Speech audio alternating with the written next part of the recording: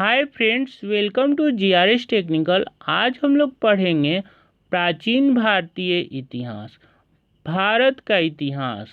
Page number 1, Lucent सामान्य ज्ञान। भारत का इतिहास उत्तर में हिमालय से लेकर दक्षिण में समुद्र तक फैला यह उपमहाद्वीप भारतवर्ष के नाम से ज्ञात है, जिसे महाकाव्य तथा पुराणों में भारतवर्ष अर्थात भारत का देश तथा यहाँ के निवासियों को भारतीय अर्थात भारत की संतान कहा गया है। यूनानियों ने भारत को इंडिया तथा मध्यकालीन मुस्लिम इतिहासकारों ने हिंद अथवा हिंदुस्तान के नाम से संबोधित किया है। भारतीय इतिहास को अध्ययन की सुविधा के लिए 3 भागों में बांटा गया है: प्राचीन भारत, मध्यकालीन भारत एवं आधुनिक भारत। बात करें प्राचीन भारत की, तो प्राचीन भारतीय इतिहास के स्रोत। पॉइंट नंबर 1, प्राचीन भारतीय इतिहास के विषय में जानकारी मुख्यतः 4 स्रोतों से प्राप्त होती है: धर्म ग्रंथ, ऐतिहासिक ग्रंथ, विदेशियों का विवरण, पुरातत्व संबंधित साक्ष्य। धर्म ग्रंथ एवं ऐतिहासिक ग्रंथ से मिलने वाली महत्वपूर्ण जानकारी। भारत का सर्वप्राचीन धर्म ग्रंथ वेद है, जिसके संकलनकर्ता महर्षि कृष्णद्वैपायन वेद व्यास को माना जाता है। वेद 4 हैं: ऋग्वेद, यजुर्वेद, सामवेद एवं अथर्ववेद। ध्यान रखिएगा, वेद कितने हैं? 4। कौन कौन से? ऋग्वेद, यजुर्वेद, सामवेद और अथर्ववेद।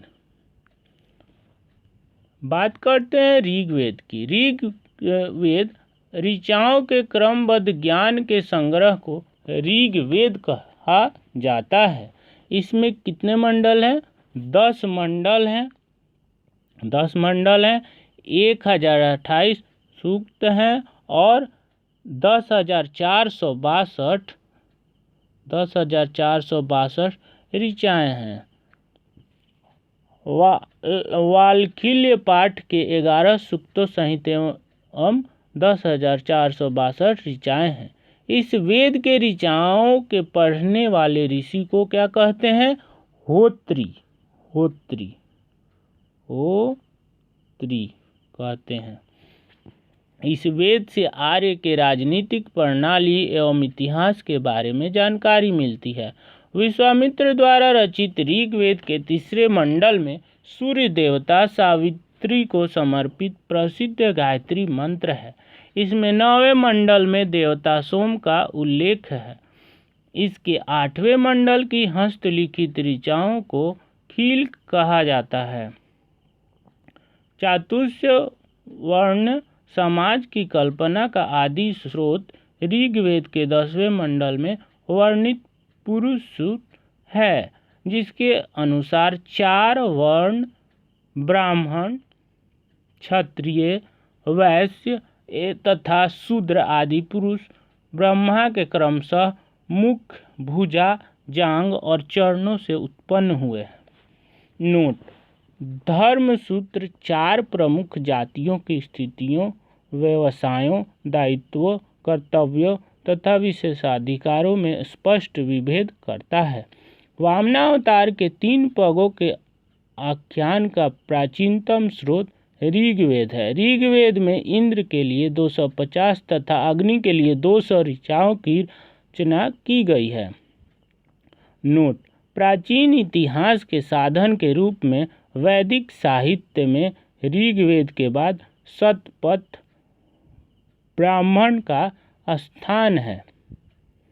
यजुर्वेद सस्वर पाठ के लिए मंत्रों तथा बलि के समय अनुपालन के लिए नियमों का संकलन यजुर्वेद कहलाता है। इसके पाठककर्ता को अध्वर्यु कहते हैं। यह एक ऐसा वेद है जो गद्य एवं पद दोनों में है। कौन सा वेद? यजुर्वेद। 3 नंबर का वेद सामवेद है। यह गाई जा सकने वाली ऋचाओं का संकलन है। इसके पाठककर्ता को उद्रात्री कहते हैं। क्या कहते हैं सामवेद के पाठक को? सिद्धात्री, ध्यान रखिएगा। इसे भारतीय संगीत का जनक कहा जाता है। वेद संख्या 2, अथर्ववेद।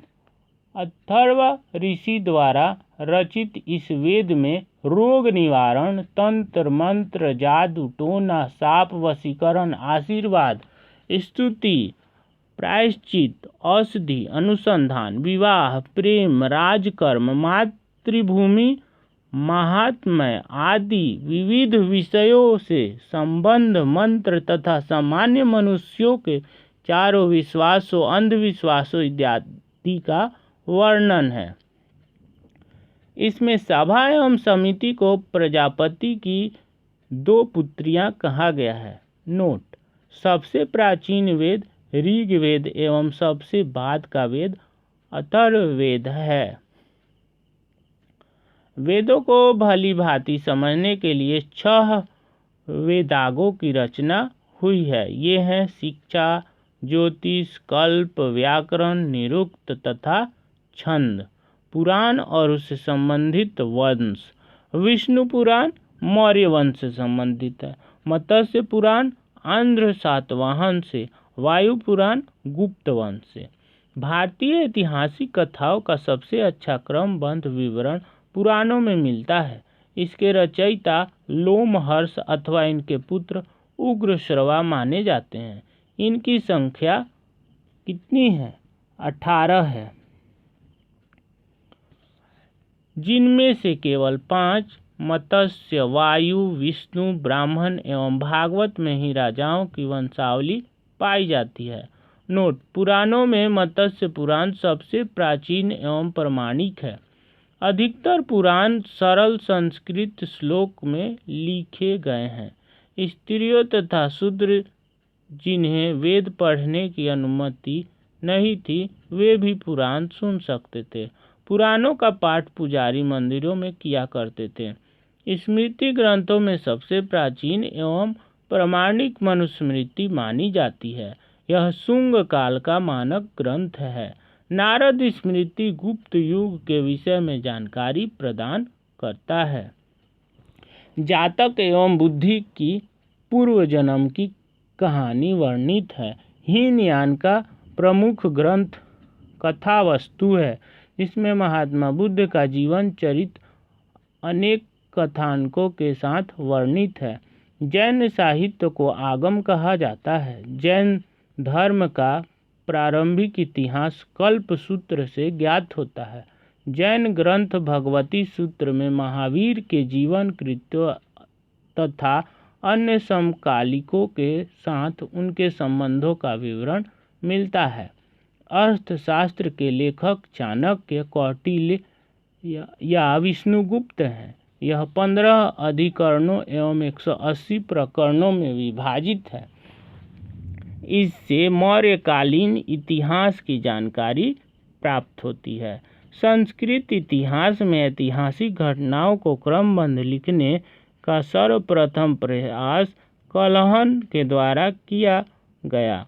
कल्हण द्वारा रचित पुस्तक राजतरंगिणी है, जिसका संबंध कश्मीर के इतिहास से है। अरबों की सिंध विजय का वृत्तांत चचनामा लेखक अली अहमद में सुरक्षित है। अष्टाध्यायी संस्कृत भाषा व्याकरण की प्रथम पुस्तक के लेखक पाणिनि हैं। याद रखिएगा, अष्टाध्यायी के लेखक पाणिनि हैं। इससे मौर्य के पहले का इतिहास तथा मौर्य युगीन राजनीतिक अवस्था की जानकारी प्राप्त होती है। कात्यायन की गार्गी संहिता एक ज्योतिष ग्रंथ है, फिर भी इसमें भारत पर होने वाले यवन आक्रमण का आलेख मिलता है। पंतजलि पुष्यमित्र शुंग के पुरोहित थे।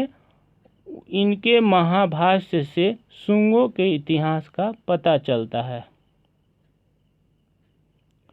विदेशी यात्रियों से मिलने वाली प्रमुख जानकारी।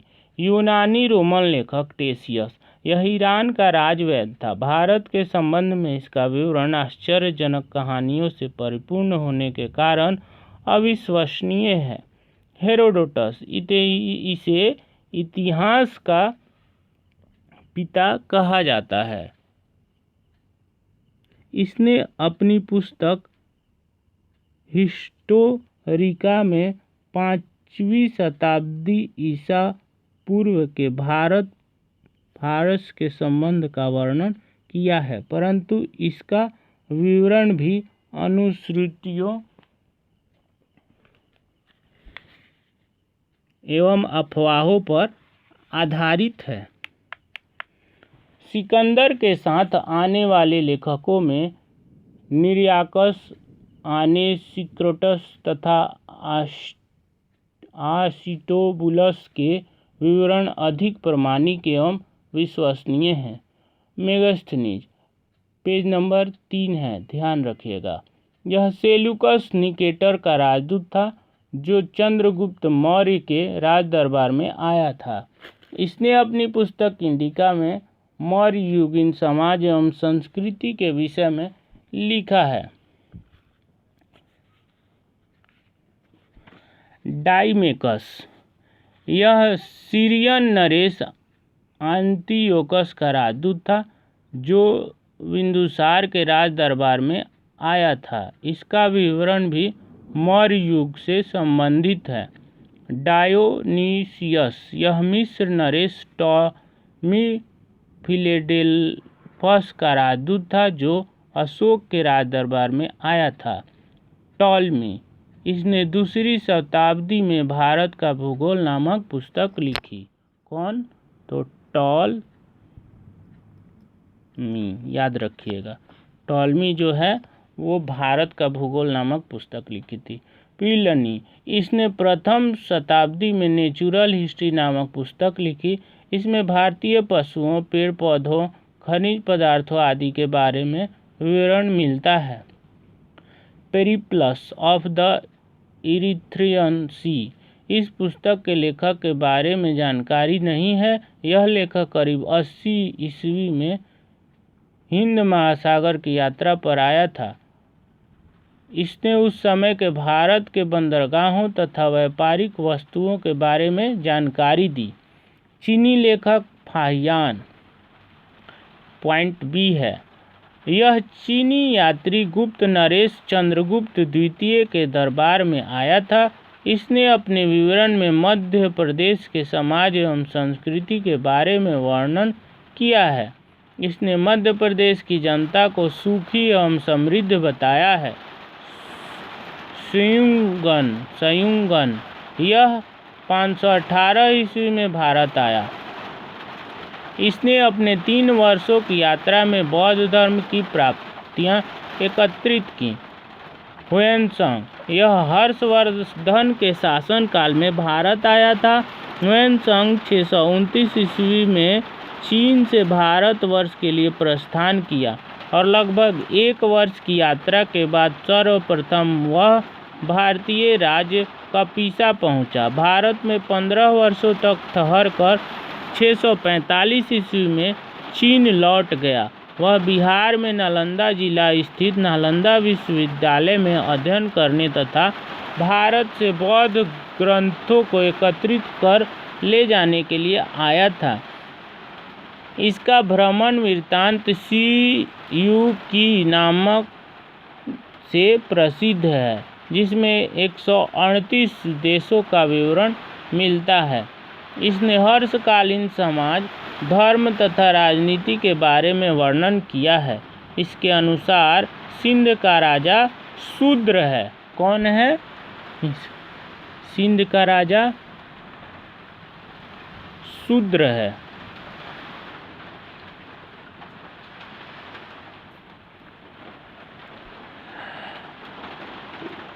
इसके अनुसार सिंध का राजा शूद्र था। नोट: ह्वेनसांग के अध्ययन के समय नालंदा विश्वविद्यालय के कुलपति आचार्य शीलभद्र थे। कौन थे? तो शीलभद्र थे।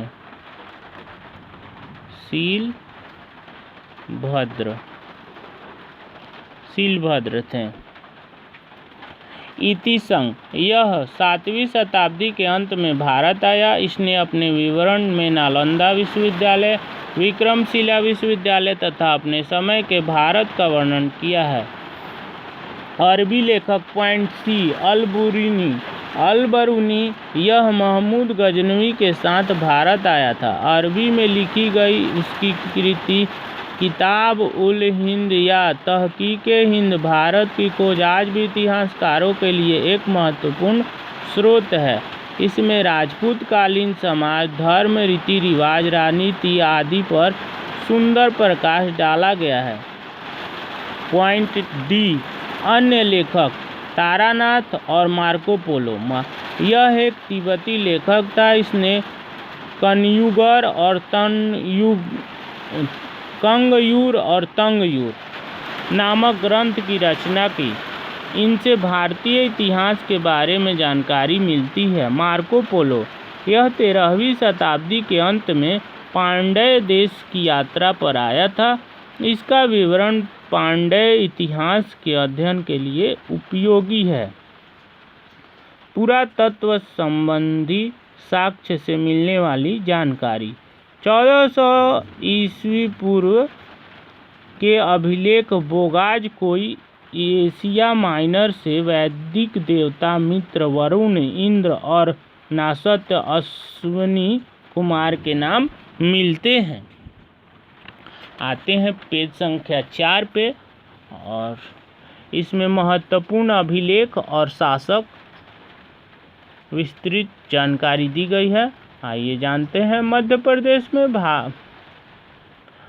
मध्य भारत में भागवत धर्म विकसित होने का प्रमाण यवन राजदूत हेलियोडोरस के वेशनगर विदिशा गरुड़ स्तंभ लेख से प्राप्त होता है।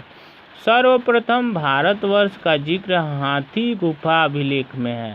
सर्वप्रथम दुर्भिक्ष का जानकारी देने वाला अभिलेख सहगौरा अभिलेख है। सर्वप्रथम भारत पर होने वाले हूण आक्रमण की जानकारी भीतरी स्तंभ लेख से प्राप्त होती है। सती प्रथा का पहला लिखित साक्ष्य एरन अभिलेख शासक भानुगुप्त से प्राप्त होती है। रेशम बुनकर की श्रेणियों की जानकारी मंदसौर अभिलेख से प्राप्त होती है। नोट: अभिलेखों का अध्ययन एपिग्राफी कहलाता है। ध्यान से सुन लीजिए। अभिलेखों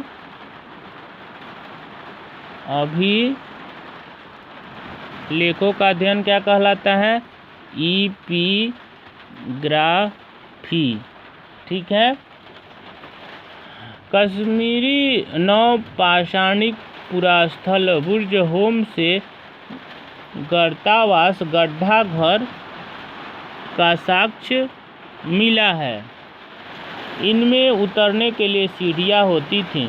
प्राचीनतम सिक्कों को आहत सिक्के कहा जाता है। इसी को साहित्य में कांसार्पण कहा गया है। सर्वप्रथम सिक्कों पर लेख लिखने का कार्य यवन शासकों ने किया। समुद्रगुप्त की वीणा बजाती हुई मुद्रा वाले सिक्के से उसके संगीत प्रेमी होने का प्रमाण मिलता है। अरिकमेडु पुदुचेरी के निकट से रोमन सिक्के प्राप्त हुए हैं। हाथी गुफा अभिलेख कलिंग राज खाखेल शासक थे उस समय। जूनागढ़ गिरनार अभिलेख शासक कौन था? रुद्रदामन। नासिक अभिलेख गौतमी बलश्री। प्रयाग स्तंभ लेख समुद्रगुप्त। ऐहोल अभिलेख पुलकेशिन II। मंदसौर अभिलेख मालवा नरेश यशोधर्मन। ग्वालियर अभिलेख प्रतिहार नरेश भोज।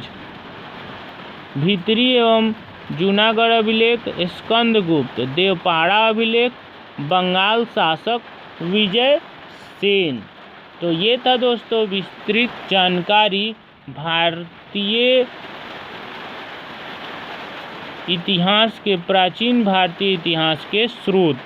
तो आज के लिए बस इतना ही। नेक्स्ट वीडियो में आपको मैं बताऊंगा प्रागैतिहासिक काल, उसके बाद बताऊंगा सिंधु सभ्यता। सिलसिला जारी रहेगा, लंबा प्रयास है तो आप सपोर्ट ज़रूर करिएगा, सब्सक्राइब करिए, शेयर करिए।